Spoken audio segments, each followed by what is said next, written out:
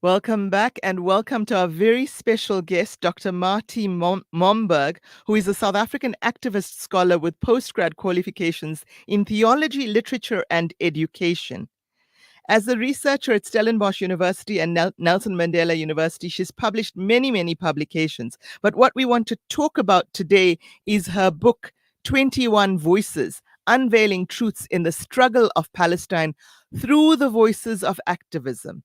Marthie, a very, very warm welcome to you. I know that 21 Voices has been shortlisted for the Andrew Murray Desmond Tutu Prize. And I've quotes here that say, I cannot remember ever having been moved as profoundly, as searingly, and as painfully. It is a testimony to the immense bravery of the individual and communal spirit, and that is South African writer Breyton Breitenbach, talking about your book, 21 Voices. We're delighted to have you with us. Thank you. It's wonderful to be here with you and the listeners. Thank you so much for making the time this early in the morning to be here. So tell me, Marthie, what motivated this book and your research into activists both in South Africa and in Palestine and Israel? What motivated you to go out and interview these people about their activism? Yeah, I tell the whole story in the book, but I'll just give a short version here. I'm a Christian. I grew up during the apartheid years in South Africa, and I did nothing to end apartheid in this country. And that will haunt me for the rest of my life. So about 14 years ago, I listened to a Jewish Orthodox professor, a historian, speaking at the Beyers Naudé Center for Theology here in Stellenbosch. And he said that not all Jews support Israel. So that evening, basically, I realized that I was maintaining, through my silence, through my ignorance, another system of apartheid. But I knew nothing. I thought I knew how to think about Israel. And to cut a long story short, I ended up monitoring.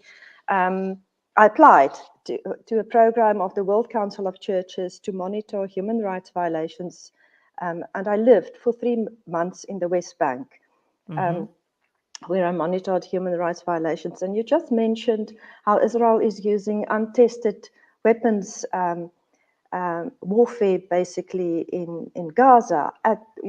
One of the things that I reported on there is how Israel actually tests armaments on Palestinians with money funded by the United States.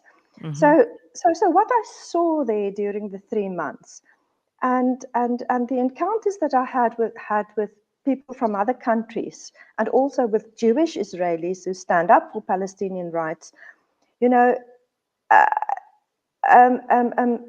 it made such an impression on me that I decided to do my doctoral research on activism and why transnationals, people who are not Palestinian, take up this cause. And so this is where these interviews that are in the book, and they have never been published. It's the first time that they are published. In my dissertation, obviously, I quoted from them. But now these interviews are published as a whole set in their entirety. And I wanted to share the voices of these people because we can talk about it more. But I think that, you know, these intensely personal experiences of why half of them are Jewish Israeli, other half of them are South Africans, why they disrupt their own lives by taking up this cause and basically devoting their lives to it. You know, it needs to be shared with the world. I could not walk away from the issue, and so I also now devote my life to it.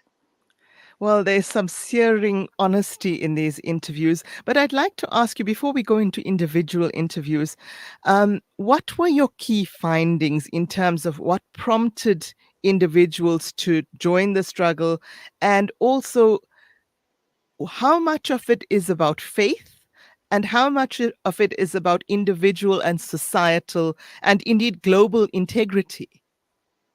Yeah, it's a Very, very good question to which I can give you a long answer.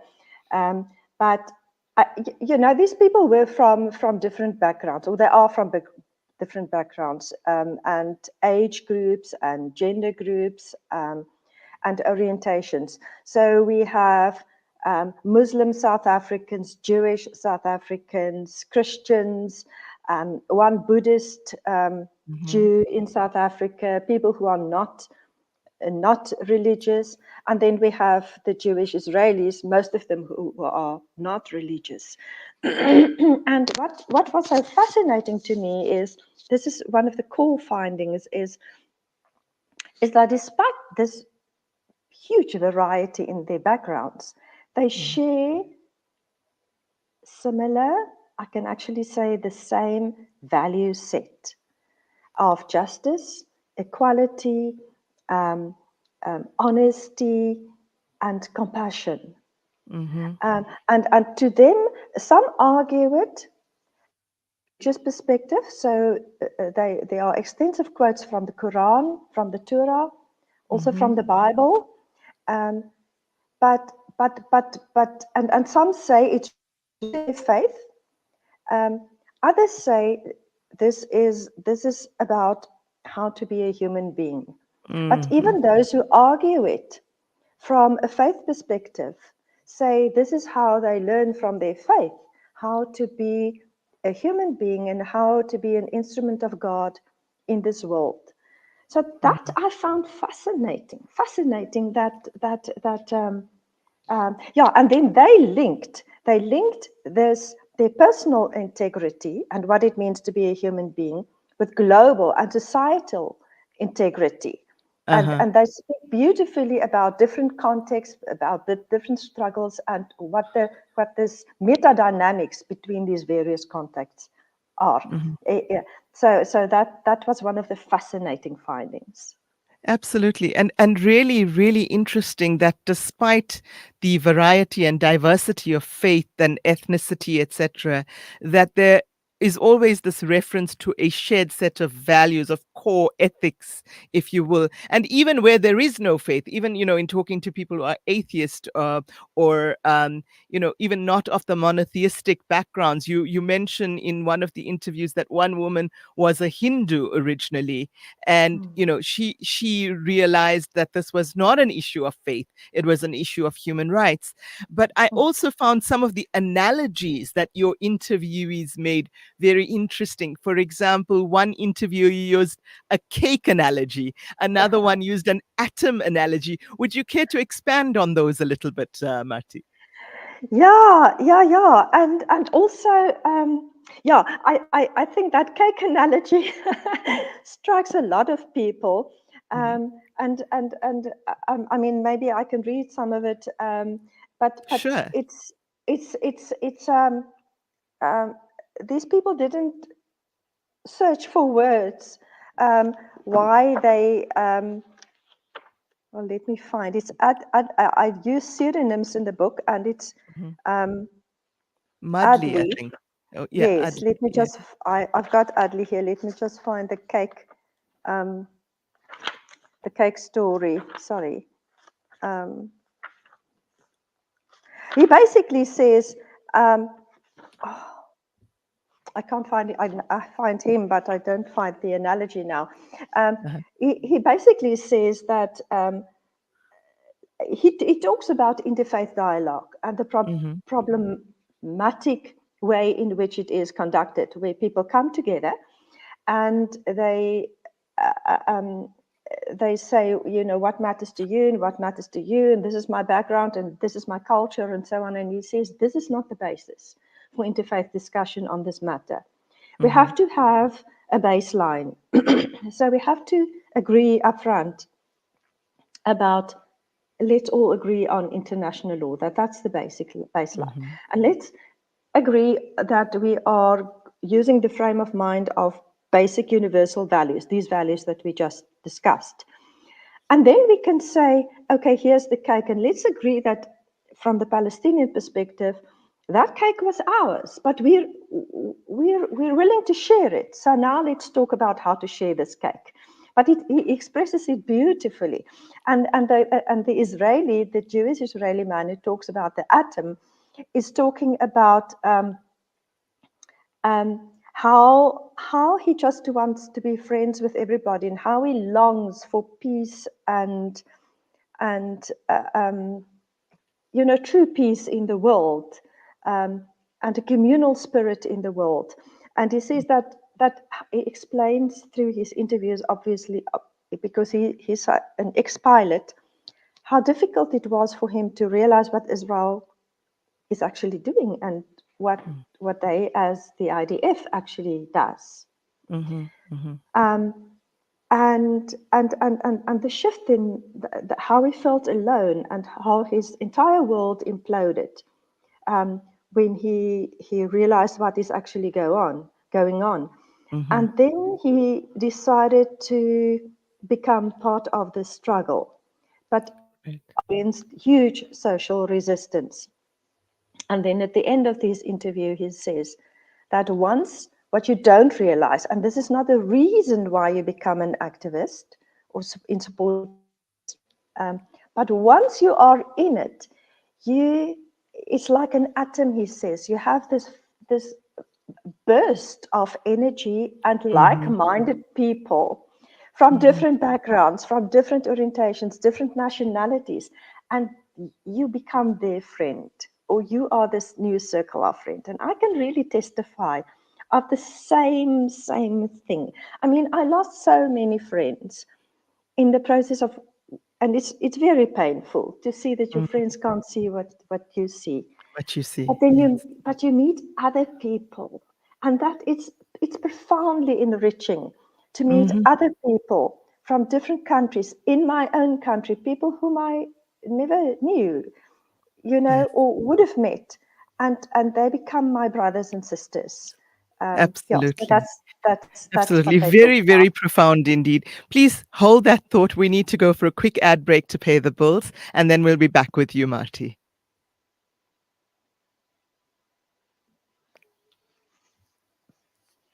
Salam Media, your spiritual companion this Ramadan. Alhamdulillah. Muslims in South Africa finally have access to a fully Sharia-compliant emergency medical takaful and wellness product. As an industry first, Emergivac Sharia offers up to 575,000 Rand emergency medical cover at a private hospital for you and your family. Plus, you receive 24-hour access to private ambulance evacuation, 24-hour armed response services, roadside home, and even appliance assistance services. Emergivac Sharia offers you and your family priceless emergency medical cover at a fraction of the cost of traditional private healthcare. Simply download the Emergivac app and register online, or SMS Sharia to 40777. Emergivac Sharia, for when serious emergencies require seriously fast response. This Ramadan, spread the love with Sunshine D margarine, the perfect addition to your seri table for spreading, baking, and cooking. Sunshine D is rich in essential vitamin A, E, and D, and is the tastiest way to get their day or night started. Sunshine D. Tastes nice, no lies. World-class financial services only at Sapphire Global, your financial partner. If you are looking for Islamic, Sharia, and ethical financial products, look no further. Sapphire Global offers a wide range of financial service offerings from short-term to life and investments. A full-service center with all financial requirements under one brand. Our highly skilled and experienced consultants are ready to help protect your financial future. Contact us on 041 001 0184 or visit our website on www.sapphireglobalfs.com. Sapphire Global is an authorized financial services provider. Southern Africa Dawah Network is a non-profit organization striving to uplift the disadvantaged and empowering through education and dawah. Donate to the SADN centers, the M.A. Motala Islamic Center, as well as our Islamic centers in Amoti, Imtulumi, Botshabelo, and Castile. Donate your zakat and lillah today. Contact Farooq Sheikh 076 321 064 0650 Yusuf Mohammadi 072-259-3457 or the SADN head office 031-304-8000. Our account, Standard Bank, account number 050-856-294 for your zakat or 050-879-790 for your lillah. Dawah through education, education through Dawah, the Southern Africa Dawah Network.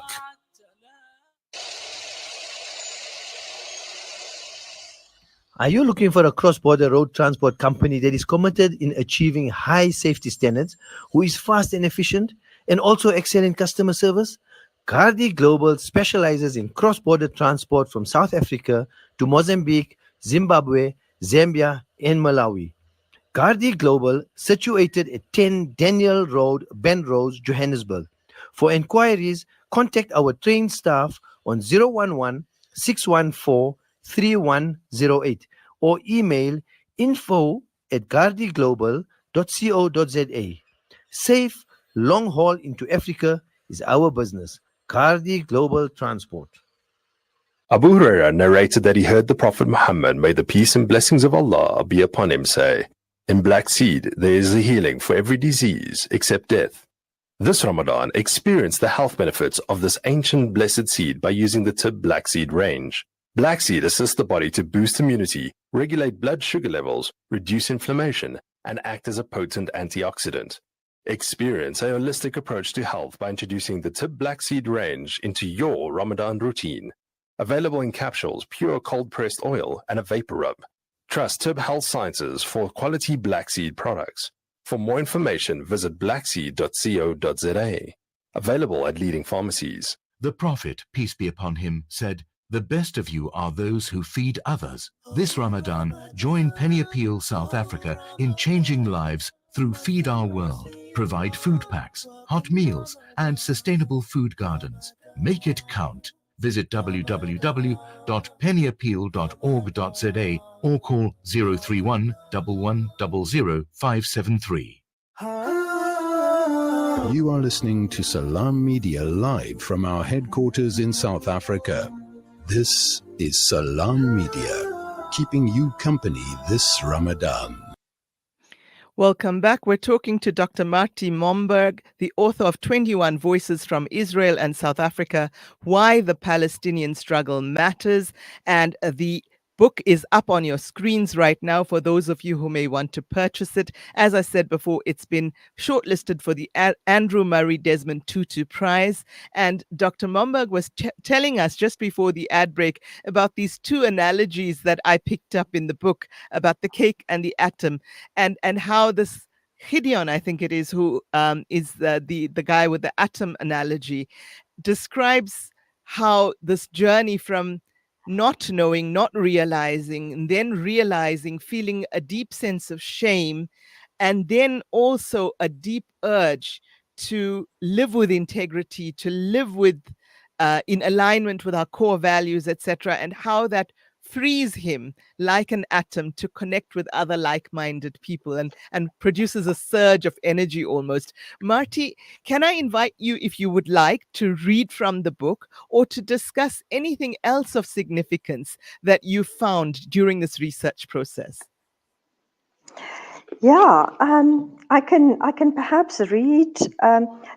There's one thing that I would like to read a piece, but there's one thing that you said now that reminded me of something that I would like to mention. Sure. What I found fascinating in the values is that it wasn't that people really had to make a shift in values. You know, their discovery, their horror, my own, was that I thought I was compassionate, I stood for justice, for equality, for honesty, but I applied it only in terms of my circle. And that's what they too discovered. They applied it only in terms of their own circle and not in respect of everybody in the world. So there was no shift in values necessary, needed. But what prompted them initially to become activists was the willingness to embody those values. You've described consistently. yourself as somebody who was a Zionist without knowing it. And I Yes, think many of these people either were knowingly Zionists or unknowingly Zionists and then discovered what that actually meant. absolutely. So they discovered first of all the propaganda, and that they've been led by their nose, that they had it all wrong, and that it's not a conflict, but an oppression that can be described in various terms, including apartheid as defined in international law. And as we now clearly know, but it has, even before the 7th of October, it has been described as a genocide by the Israeli historian, a Jewish historian. He used to stay in Israel, but no longer, Professor Ilan Pappé, in his book, The Ethnic Cleansing of Palestine. Yes. It's also a form of settler colonialism, so those are all, and occupation, of course, those are all legal terms.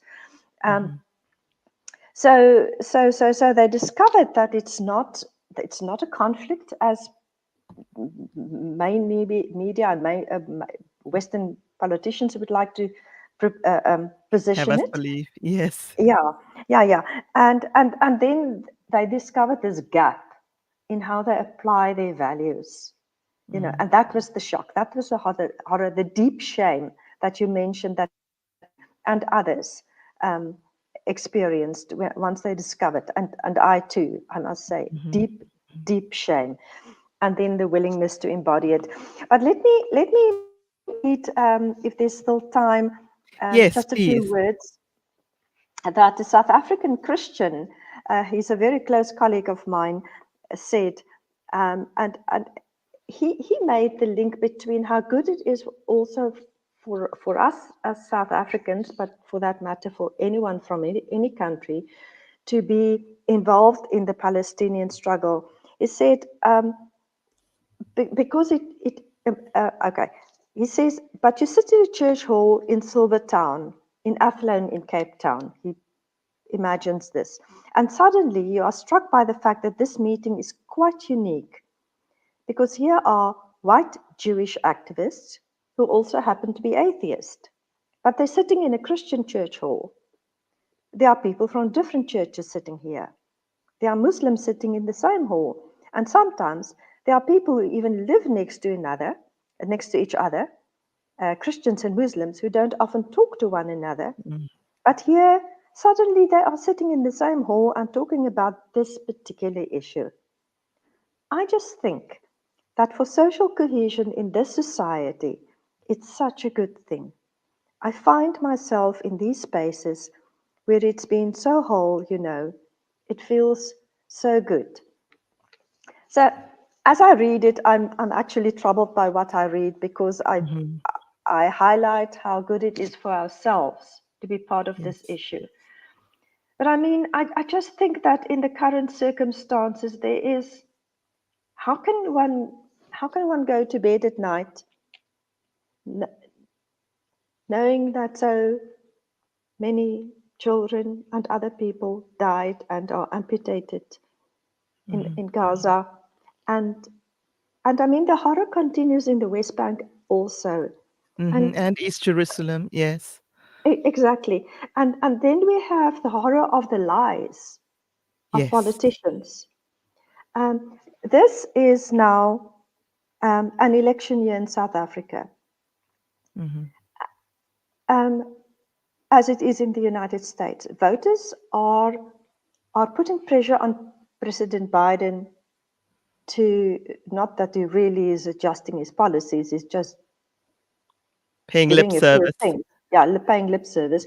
But we have to engage with our politicians and say, what is your stance on this issue? Because many of our politicians are paying only lip service. Others are being funded by Zionists. And we have to confront the dishonesty and the double standards in our own country on this issue. So Palestine, the struggle of Palestine, is like a lens onto what is wrong in our world. In our own world. Yes. That international law and our own laws almost are selectively applied. So what does it mean? It means that we've learned nothing from history. We cannot stand it. And that's why this book, these interviews remain deeply inspiring to me, because they remind us that ordinary people, young people, middle-aged people, older people, can, in their own circle, where they are, make a difference. We have to do this. The world is in trouble. Palestine is a lens onto that trouble, and we have to end the injustice in Palestine. Amen to that. Yes, indeed. That's a very, very powerful note to end on, Marthie. Thank you so much for being with us. I went up against Reverend Meshwe of the ACDP the other day, and the hypocrisy and the lies that came out in that interview, which he didn't answer when I brought them up, really underlines how deep the brainwashing around this issue goes. And I want to urge the listeners again to read 21 Voices. It's stirring, it's illuminating. It demonstrates how ordinary people, as you've just said, young and old, from all walks of life, can step forward and make a difference in these very troubled times when the abuse of power and the corruption and the lawlessness generally have thrown our set of ethics and values into confusion. This book will appeal to anybody interested in the kind of leadership that aims to help to shape a healthier society, hopefully. Marthie, once again, thank you very, very much for being with us. It's been a pleasure talking to you, and I hope we'll have a chance to connect again. Thank you, Aisha. Thanks very much. And with that, we go to an ad break before our next segment.